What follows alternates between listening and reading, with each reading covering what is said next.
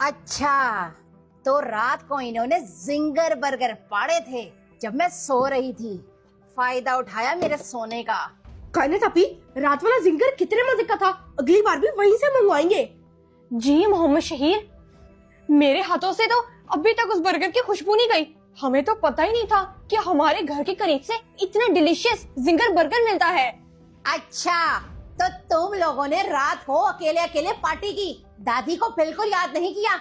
नहीं दादो, ऐसी बात नहीं है, अंदर जिंगर पड़ा हुआ है, आप खा ले। अरे जाओ जाओ, मैं नहीं खाती झूठा बचा हुआ जिंगर। दादो की ये इज्जत है इस घर में। दादो, आप गलत समझ रही हैं। मामा ने आपके बारे में ऐसा नहीं सोचा। हम लोगों ने रात को आपके लिए भी जिंगर रखा था कि आप जब उठेंगी तो खा लेंगी। जी दादो, मोहम्मद शहीर से ना वेट नहीं हुआ, फिर हमने खा लिया। अच्छा अच्छा, कोई एहसान नहीं किया मेरे लिए रखकर, मेरे बेटे की ही कमाई है, खा लेती हूँ। ये रहा मेरा अमिताभ बच्चन। दादो, ये आपने क्या मुझे पुराने जमाने की मूवी का हीरो बना दिया है? आजकल के दौर में ऐसे हेयर स्टाइल्स नहीं चलते। जब बड़ा आया, आजकल के दौर में ऐसे हेयर स्टाइल नहीं चलते। तुम्हारे बाप की भी ऐसी कंघी करती थी मैं, वो मेरे आगे एक लफ्ज नहीं बोलता था। ये सिखाया तुम्हारी माँ ने? दादो, पता नहीं क्यों आप हर बात को घुमा के मामा पे ले आती हैं। ये तुम्हारी माँ मेरे खिलाफ क्या सिखा रही है तुम्हें? दादो, आप मामा के बारे में इतना क्यों नेगेटिव सोच रही हैं? मामा ने हमें ऐसा कुछ भी नहीं सिखाया। मेरे बच्चों की तो मजाल नहीं होती थी कि अपनी दादी के आगे एक लफ्ज भी बोल जाए, लेकिन इस औरत ने तुम लोगों की गंदी तरबियत करके मेरी नस्ल ही खराब करती। दादो, क्या हो रहा है आपको? मोहम्मद शहीर, जल्दी से मामा को बुलाओ, बताओ कि इनको वॉमिट हो रही है। जी, मैं भी बुलाता हूँ। आए, मुझे उल्टियाँ क्यों लग गई हैं?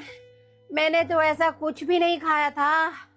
कायनात, दादो को ये खिचड़ी खिलाओ, तब तक मैं इनके लिए खीर बनाकर लाती हूँ। जी मामा। ये ले दादो, खिचड़ी खाएं। मैंने तो सिर्फ पुलाव ही खाया था, उल्टियाँ क्यों लग गईं? वो तो तुम सबने भी खाया था।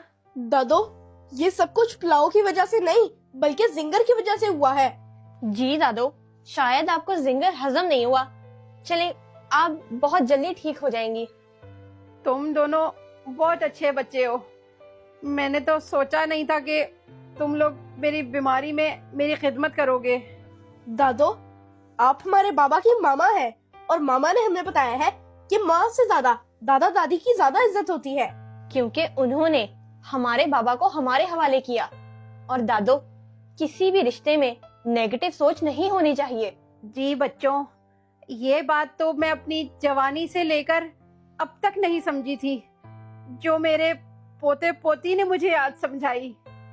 कायनात, जरा देख कर बताओ कि कौन कौन सी दवाइयाँ दादो की खत्म है, मैं फौरन से ले आती हूँ, और साथ में कुछ फ्रूट्स भी ले आऊंगी। आपके बाबा तो आज लेट आएंगे। जी मामा, जो दवाई नहीं है वो मैं आपको मैसेज कर देती हूँ। रिदा बेटी, मुझे ना माफ कर दो, तुम्हें गलत समझते समझते मेरी एक उम्र ही गुजर गई है। अब जब खुद बिस्तर पर इस उम्र में पड़ी हूँ तो बहू और पोता पोती ही काम आ रहे हैं। अरे नहीं अम्मी जान, ऐसी बातें मत करें। ये इंसान की फितरत होती है कि जब वो मजबूत होता है तो अना के घेरे में होता है, लेकिन जैसे ही कोई जिस्मानी कमजोरी आन पड़ती है तब उसे एहसास होता है। मुझे आपसे कोई शिकवा नहीं। दादो, अगर सब समझकर सारी जिंदगी अपनों के साथ अच्छी गुजारे तो बहुत अच्छी गुजरती है।